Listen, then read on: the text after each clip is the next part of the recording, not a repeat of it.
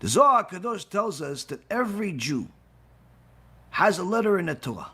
This doesn't only mean that there's literally a letter designated for you, but this also means that there is in Shamayim, in heaven, HaKadosh Baruch Hu designates certain Torah insights. Certain Torah insights to every Jew. It's going to learn Torah that you could bring to the world and no one else can. If you toil in Torah, you can discover things that weren't clarified until you came. This is not new information. This is extrapolating from what exists. But only you can do it in the way that you can do it. And in order to do that, you have to toil and toil in order to remove these insights, these chidushim, from the klipa. The klipa has them hostages. Now, once you actually toil enough and break your back enough for HaKadosh Baruch Hu to give you this insight, now that you've freed it and you've brought it to the world, it's now available for all. So you freed it from the klipa. Now that you've freed it from the klipa, certainly you ask people and they're going to know it all of a sudden. Before that, if you would have asked them, no one would have even known what you're talking about. So don't worry, my son. You still are the ones responsible for this particular chidush. What is it like? Our dear Rav Ephraim, gives a very simple example. He says many people, watch these different shows, cooking shows, and it's impressive. You see how this guy makes these candies from coconuts and makes it look so delicious, and he puts all these colors on it. But the truth is, this guy wouldn't be able to do anything if someone didn't decide one day, you know what?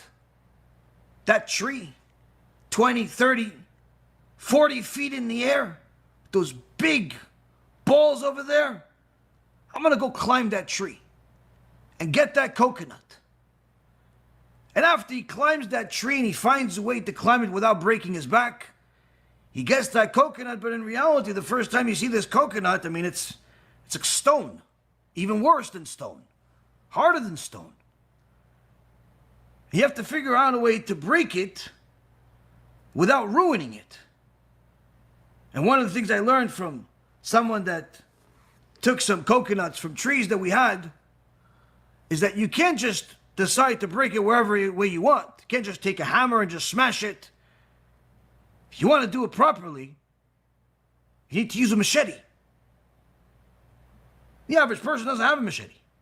And even if you do you even know how to use the machete? I can tell you that if I use the machete, I don't think the coconut's going to have a problem. My arms are going to have a problem. Whatever's left of them. But the point is that this guy has to figure out to take out the coconut, bring the coconut down, find the tools that are most appropriate to open up this coconut and still leave the coconut inside.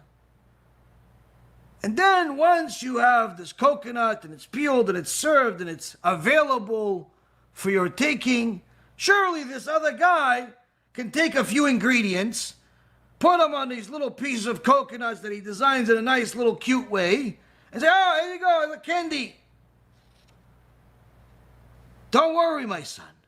You're still responsible for this chidush. Had you not taken down the coconut and figured out a way to open up this coconut without destroying the coconut, this guy that's on TV that's making little candies from that coconut, he wouldn't even have the idea.